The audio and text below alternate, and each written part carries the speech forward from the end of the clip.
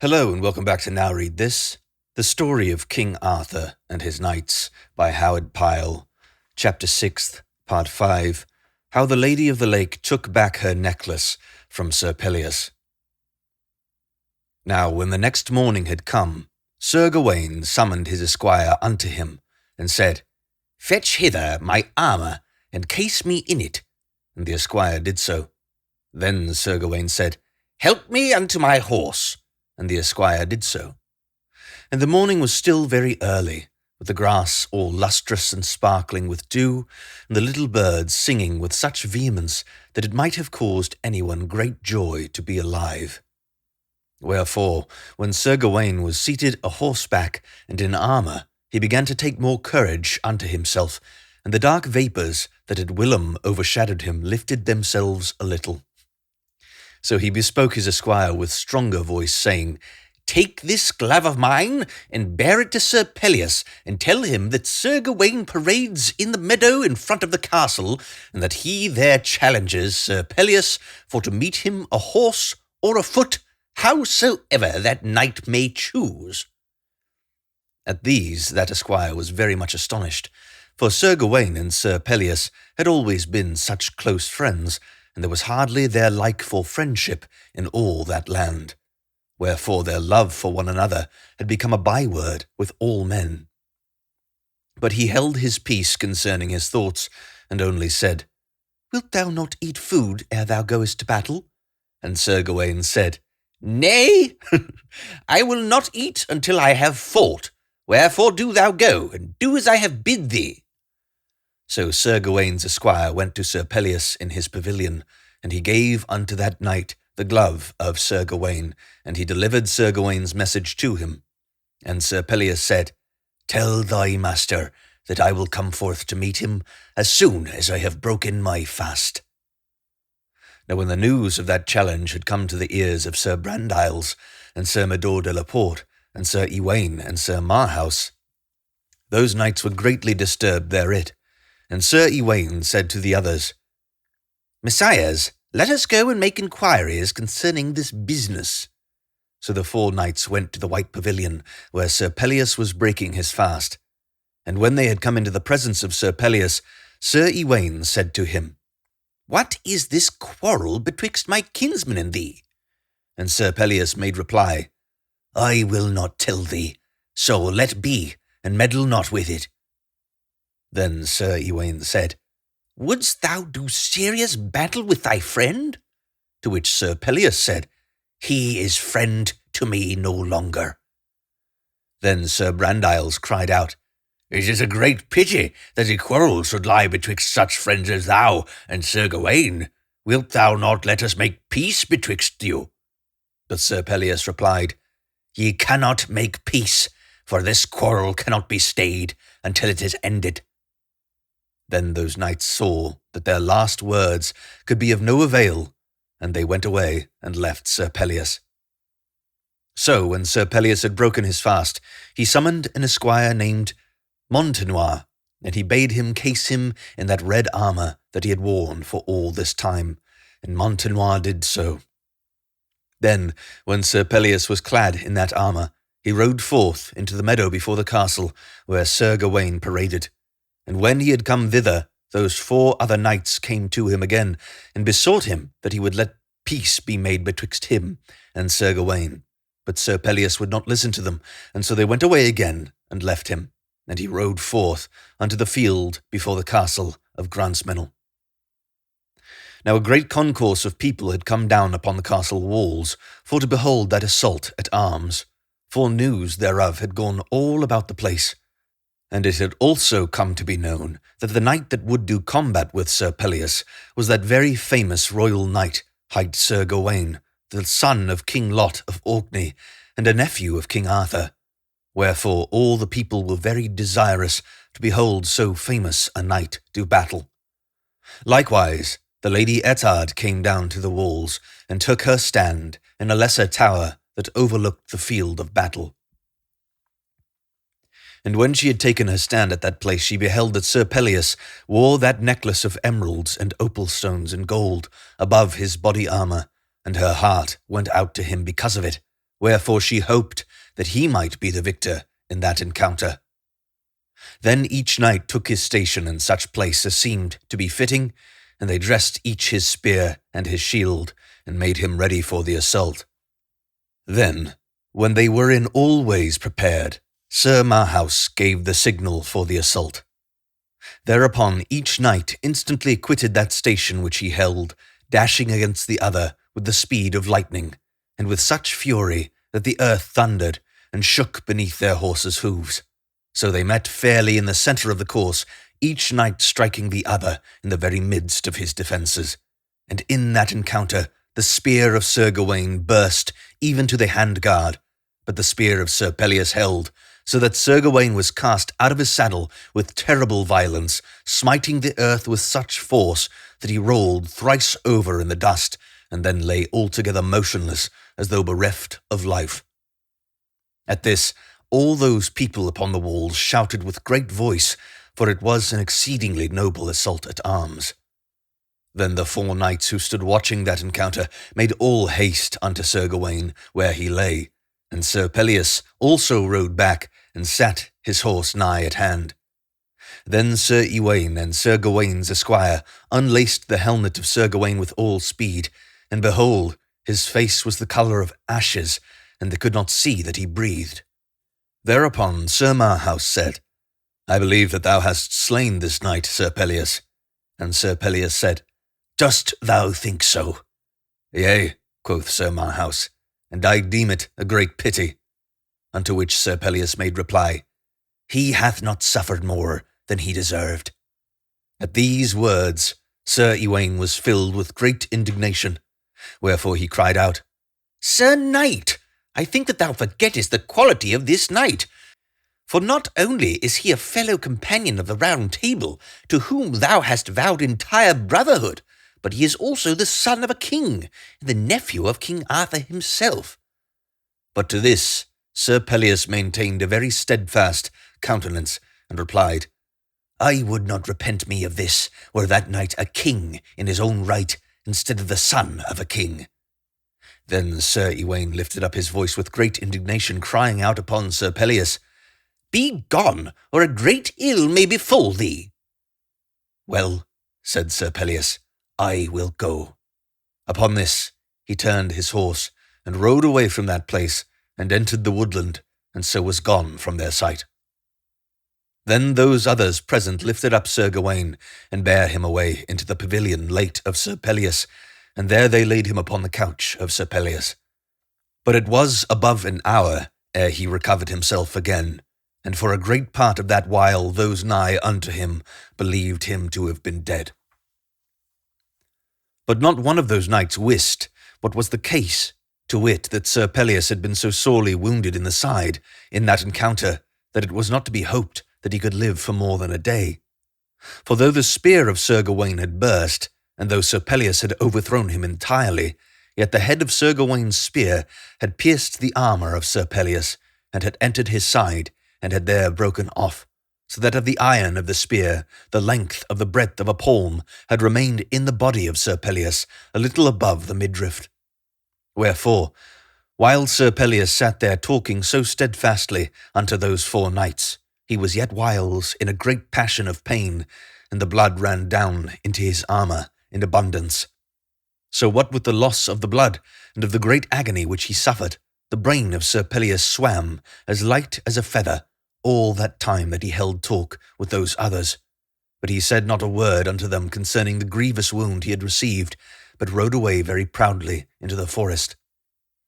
But when he had come into the forest, he could not forbear him any longer, but fell to groaning very sorely, crying out, Alas, alas, I have certes got my death wound in this battle.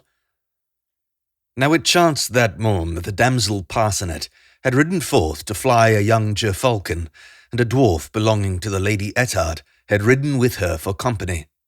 So as the damsel and the dwarf rode through a certain part of the forest skirt, not a very great distance from Grantsmenel, where the thicker part of the woodland began, and the thinner part thereof ceased, the damsel heard a voice in the woodlands, lamenting with very great dolour. Then she stopped and hearkened, and by she heard that voice again, making a great moan. Then Parsonet said to the dwarf, "What is that I hear? Certes, it is the voice of someone in lamentation. Now let us go and see who it is that maketh such woeful moan." And the dwarf said, "It shall be as thou sayest." So the damsel and the dwarf went a little way farther, and there they beheld a knight sitting upon a black horse beneath an oak tree. And that knight was clad altogether in red armour, wherefore Parsonet knew that it must be Sir Pelleas. And she saw that Sir Pelleas leaned with the butt of his spear upon the ground, and so upheld himself upon his horse, from which he would otherwise have fallen because of his great weakness, and all the while he made that great moan that Parsonet had heard. So seeing him in this sorry condition, Parsonet was overcome with great pity, and she made haste to him, crying out, "Alas, Sir Pelleas, what ails thee?" Then Sir Pelleas looked at her as though she were a great way removed from him, and because of the faintness of his soul, he beheld her, as it were, through thin water. And he said very faintly, "Maiden, I am sore hurt." Thereupon she said, "How art thou hurt, Sir Pelleas?" And he replied, "I have a grievous wound in my side, for a spear's point standeth therein nigh a palm's breadth deep, so that it reaches nearly to my heart, wherefore meseems that I shall not live for very long." Upon this the maiden cried out, "Alas, alas, what is this?"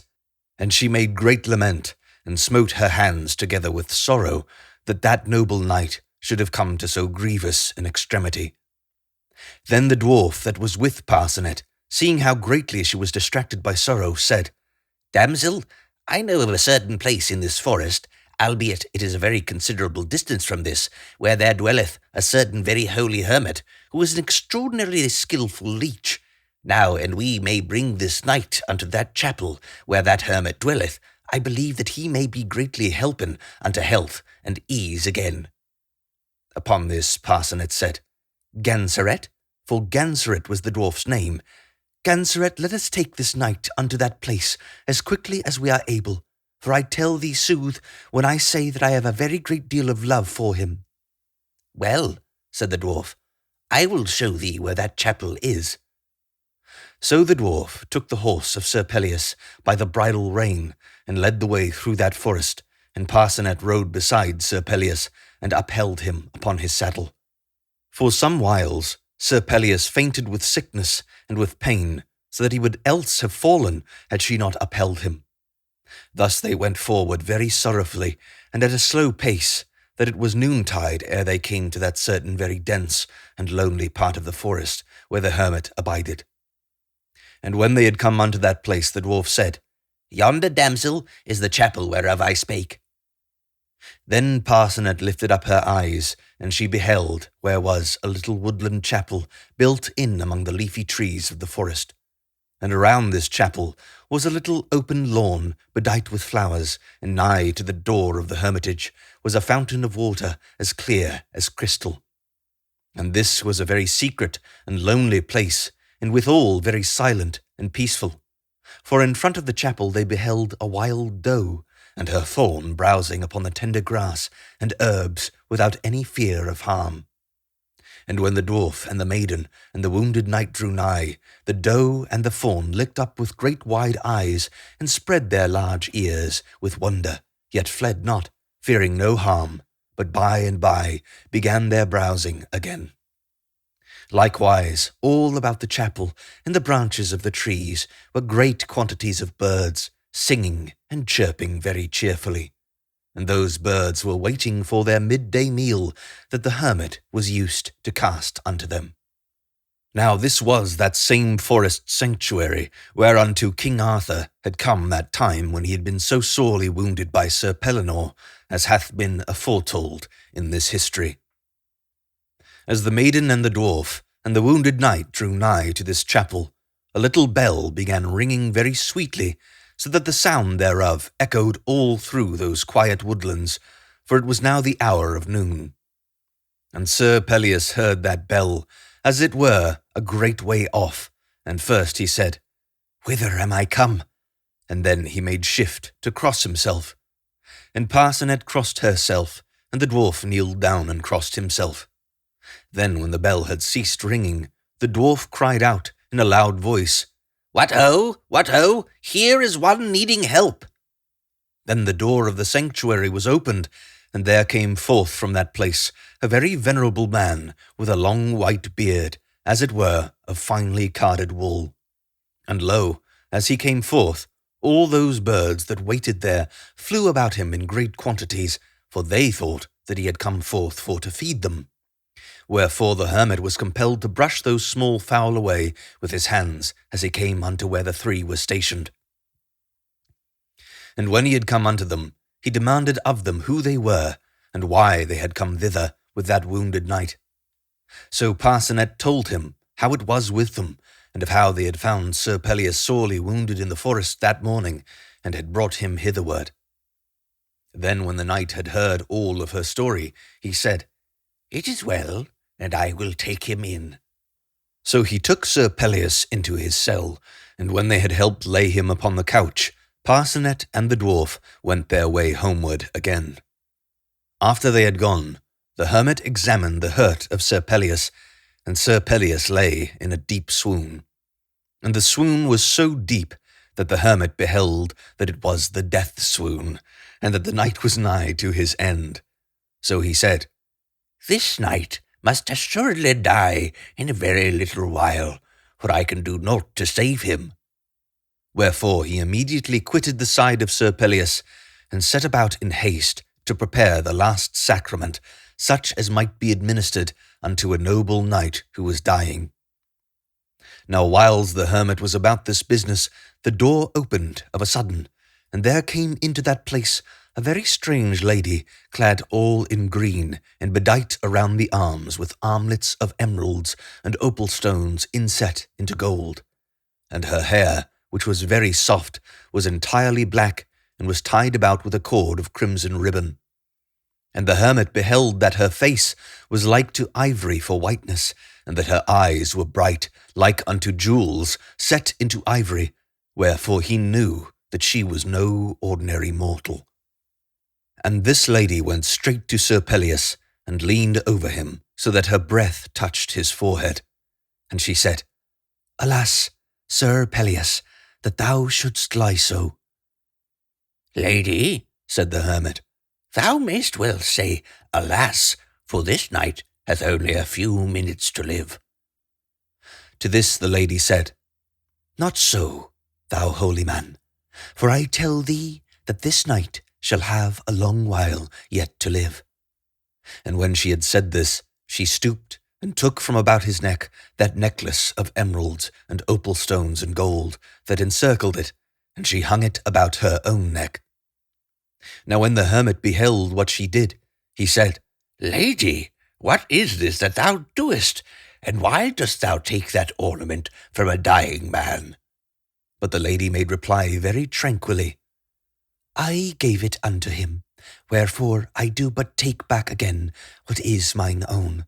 But now I prithee, let me be with this knight for a little while, for I have great hope that I may bring back life unto him again." Then the hermit was adoubt, and he said, "Wilt thou endeavour to heal him by magic?" And the lady said, "If I do, it will not be by magic that is black." So the hermit was satisfied, and went away, and left the lady alone with Sir Pelleas. Now when the lady was thus alone with the wounded knight, she immediately set about doing sundry very strange things. For first, she brought forth a lodestone of great power and potency, and this she set to the wound. And lo, the iron of the spear-head came forth from the wound, and as it came, Sir Pelleas groaned with great passion. And when the spear-point came forth, there burst out a great issue of blood, like a fountain of crimson. But the lady immediately pressed a fragrant napkin of fine cambric linen to the wound, and staunched the blood, and it bled no more, for she held it within the veins by very potent spells of magic. So, the blood being staunched in this wise, the lady brought forth from her bosom a small crystal phial filled with an elixir of blue colour and of a very singular fragrance. and she poured some of this elixir between the cold and leaden lips of the knight, and when the elixir touched his lips, the life began to enter into his body once more. For, in a little while, he opened his eyes and gazed about him with a very strange look, and the first thing that he beheld was that lady clad in green who stood beside him. And she was so beautiful that he thought that haply he had died and was in paradise, wherefore he said, "Am I then dead?" "Nay, thou art not dead," said the lady, "yet hast thou been parlously nigh to death." "Where then am I?" said Sir Pelleas, and she replied, "Thou art in a deep part of the forest, and this is the cell of a saint-like hermit of the forest." At this Sir Pelleas said, "Who is it that hath brought me back to life?" Upon this the lady smiled, and said, "It was I." Now for a little while Sir Pelleas lay very silent. Then by and by he spake and said, "Lady, I feel very strangely." "Yea," said the lady, "that is because thou hast now a different life." Then Sir Pelleas said, "How is it with me?" And the lady said, "It is thus, that to bring thee back to life, I gave thee to drink of a certain draught of an elixir vitae, so that thou art now only half as thou wert before. For if by the one half thou art mortal, by the other half thou art fey." Then Sir Pelleas looked up, and beheld that the lady had about her neck the collar of emeralds and opal stones and gold, which he had aforetime worn. And lo, his heart went out to her with exceeding ardour, and he said, "Lady, thou sayest that I am half fey, and I do perceive that thou art altogether fey. Now, I pray thee to let it be that henceforth I may abide nigh unto where thou art." And the lady said, "It shall be as thou dost ask, for it was to that end I have suffered thee nearly to die, and then have brought thee back unto life again." Then Sir Pelleas said, "When may I go with thee?" And she said, "In a little, when thou hast had to drink." "How may that be?" said Sir Pelleas, "seeing that I am but yet like unto a little child for weakness." To the which the lady made reply, "When thou hast drunk of water, thy strength shall return unto thee, and thou shalt be altogether well and whole again."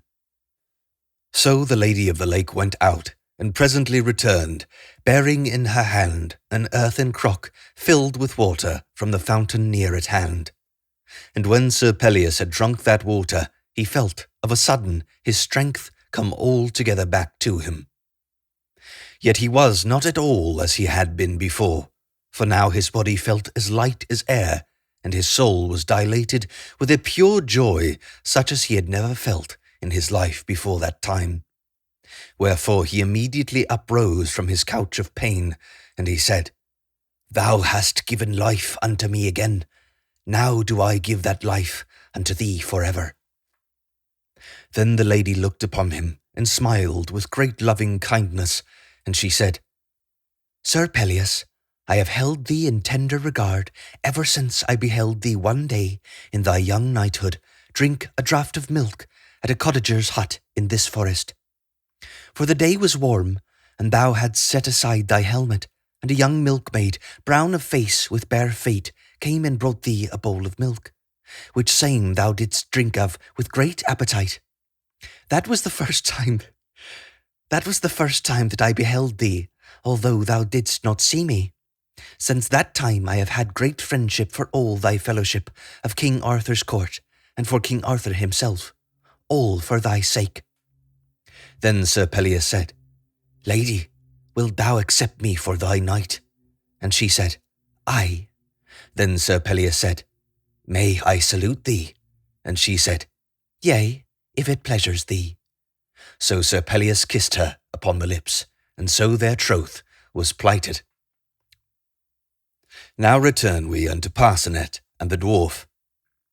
After those two had left that hermitage in the woodland, they betook their way again towards Grantmesnle, And when they had come nigh out of the forest at a place not far from the glade of trees wherein those knights companion had taken up their inn, they met one of those knights clad in half armour, and that knight was Sir Mador de la Porte. Then Parcenet called out upon him by name, saying, Alas, Sir Mador, I have but this short time quitted a hermit's cell in the forest, where I left Sir Pelleas sorely wounded to death, so I fear he hath only a little while to live. Then Parcenet called upon him by name, saying, Alas, Sir Mador, I have but this short time quitted a hermit's cell in the forest, where I left Sir Pelleas sorely wounded to death, so I fear me he hath only a little while to live.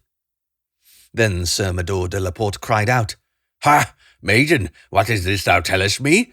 That is a very hard thing to believe, for when Sir Pelleas quitted us this morn, he gave no sign of wound or disease of any sort. But Parcenet replied, Nevertheless, I myself beheld him lying in great pain and dole, and ere he swooned his death swoon, he himself told me that he had the iron of spear in his side. Then Sir Mador de la Porte said, Alas, alas, this is sorry news. Now, damsel, by thy leave and grace, I will leave thee and hasten to my companions to tell them this news. And Parcenet said, I prithee do so. So Sir Mador de la Porte made haste to the pavilion where were his companions, and he told them the news that he had heard. Now at this time Sir Gawain was altogether recovered from his violent overthrow he had suffered that morning, wherefore when he heard the news that Sir Mador de la Porte brought to him, he smote his hands together and cried out aloud, Woe is me! What have I done? For I first betrayed my friend, and now I have slain him. Now I will go forth straightway to find him, and to crave his forgiveness ere he die. But Sir Ywain said, What is this that thou wouldst do? Thou art not yet fit to undertake any journey. Sir Gawain said, I care not, for I am determined to go and find my friend. Nor would he suffer any of his companions to accompany him. But when he had summoned his esquire to bring him his horse, he mounted thereon, and rode away into the forest alone, betaking his way to the westward, and lamenting with great sorrow as he journeyed forward. Now when the afternoon had fallen very late, so that the sun was sloping to its setting, and the light fell as red as fire through the forest leaves, Sir Gawain came to that hermit's cell, where it stood in the silent and solitary part of the forest woodland. And he beheld that the hermit was outside of his cell, digging in a little garden of lentils. So when the hermit saw the armed knight come into that lawn all in the red light of the setting sun, he stopped digging and leaned upon his trowel. Then Sir Gawain drew nigh, and as he sat upon his horse, he told the holy man of the business whereon he had come. To this the hermit said, There came a lady hither several hours ago, and she was clad all in green, and was of a very singular appearance, so that it was easy to see that she was fey. And by means of certain charms of magic, that lady cured my friend, and after she had healed him, the two rode away into the forest together. Then Sir Gawain was very much amazed, and he said, This is a very strange thing that thou tellest me, that a knight who is dying should be brought back to life again in so short a time, and should so suddenly ride forth from a bed of pain. Now I prithee tell me whither they went. The hermit said, They went to the westward. Whereupon, when Sir Gawain heard this, he said, I will follow them. So he rode away, and left the hermit gazing after him. And as he rode forward upon his way, the twilight began to fall apace, so that the woodlands after a while grew very dark and strange all around him. But as the darkness descended, a very singular miracle happened, for lo, there appeared before Sir Gawain a light of a pale blue colour, and it went before him, and showed him the way, and he followed it, much marvelling. Now after he had followed the light for a very long time, he came at last of a sudden to where the woodland ceased, and where there was a wide open plain of a very great extent. And this plain was all illuminated by a singular radiance, which was like that of a clear full moonlight, albeit no moon was shining at that time. And in that pale and silver light, Sir Gawain could see everything with a wonderful distinctness. Wherefore he beheld that he was in a plain covered all over with flowers of divers sorts, the odours whereof so filled the night that it appeared to press upon the bosom with a great pleasure. And he beheld that in front of him lay a great lake, very wide and still. And all those things appeared so strange in that light that Sir Gawain wotted that he had come into a land of faery. So he rode among tall flowers toward that lake in a sort of fear, for he wist not what was to befall him. Now, as he drew near the lake, he perceived a knight and a lady approaching him.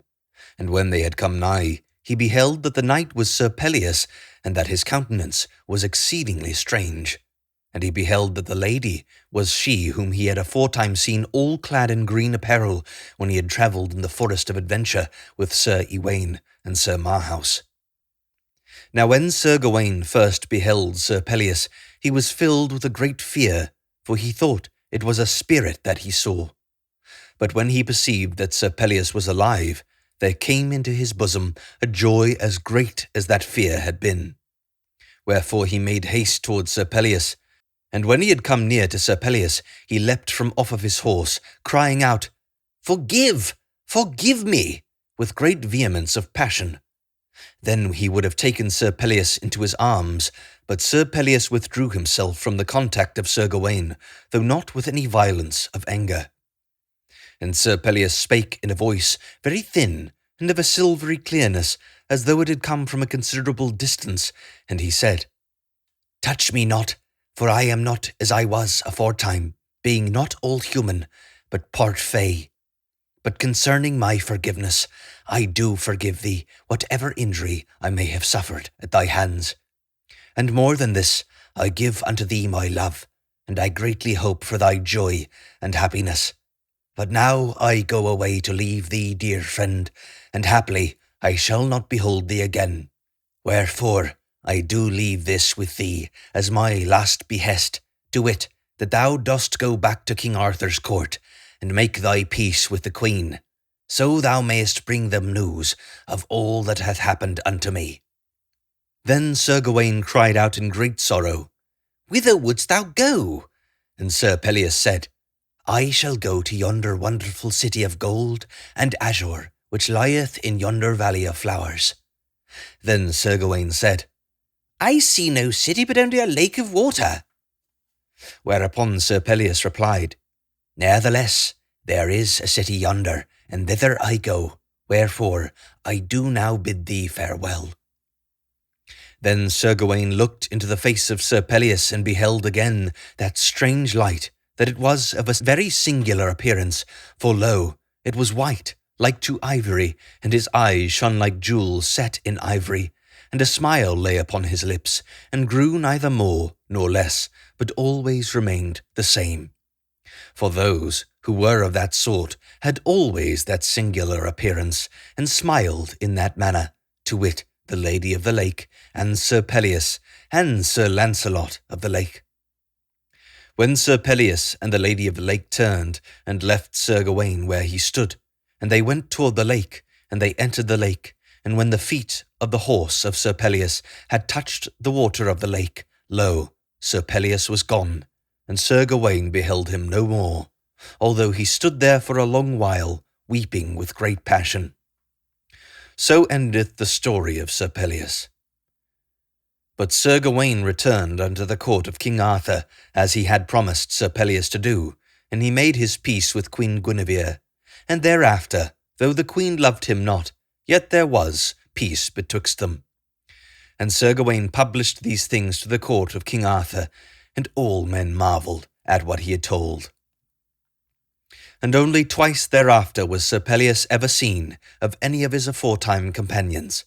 And Sir Marhaus was made a companion of the Round Table, and became one of the foremost knights thereof. And the Lady Ettard took Sir Engamore into favour again, and that summer they were wedded, and Sir Engamore became Lord of Grantmesnle. So endeth this story. Hey, you want to buy something? you can check the description for my books and audiobooks. Thank you so much for watching, and don't forget to like and subscribe for more content.